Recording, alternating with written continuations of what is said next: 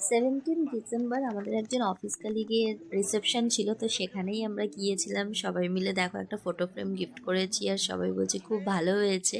তো উইশ করার পর ডাইরেক্ট চলে আসলাম স্টার্টার কাউন্টার থেকে ফার্স্টে নিয়ে নিয়েছিলাম মোমো, দেন ক্রিস্পি বেবি কর্ন আর চিকেন সার্টে। তো সব খাবারই মোটামুটি গরম ছিল এবং টেস্ট কিন্তু খুবই ভালো ছিল। দেন চলে গেলাম আমরা ফুচকা কাউন্টারে। আমি ফুচকা খাইনি, বাকিরা খেয়েছিল আর রিভিউ দিচ্ছিল আমাকে যে কীরকম হয়েছে।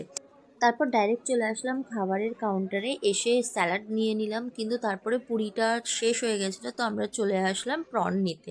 আর প্রনটা কিন্তু সত্যি দারুণ ছিল, এই যে রিভিউ দিচ্ছে রিভিউ মাস্টার। দেন আমরা পুরি আর তার সাথে চানা মশলাটা ট্রাই করেছিলাম, খুবই ভালো ছিল। ইভেন এত রাত অবধি, মোটামুটি 12টা 12:30 হয়ে গিয়েছিলো, এত রাত অবধি প্রত্যেকটা খাবার কিন্তু গরম ছিল। এই যে মাটনও নিয়ে নিয়েছিলাম, মাটনও কিন্তু খুবই সফট ছিল। এরকম সফট মাটন মোটামুটি মানে অনেক দিনই খাইনি বলতে গেলে।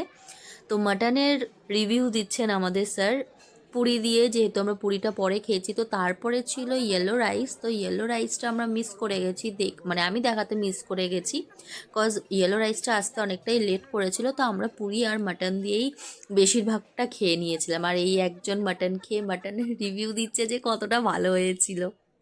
যাই হোক, তো আমিও খেতে বসে পড়লাম। তো আমি অল্প করে খেয়েছিলাম কারণ আমার শরীরটা খুবই খারাপ ছিল। তো খাবার কিন্তু আমি আরও একবার বলবো দারুণ হয়েছিল। লাস্ট আমি খেয়েছিলাম পাতুরি, একটাই খেয়েছিলাম।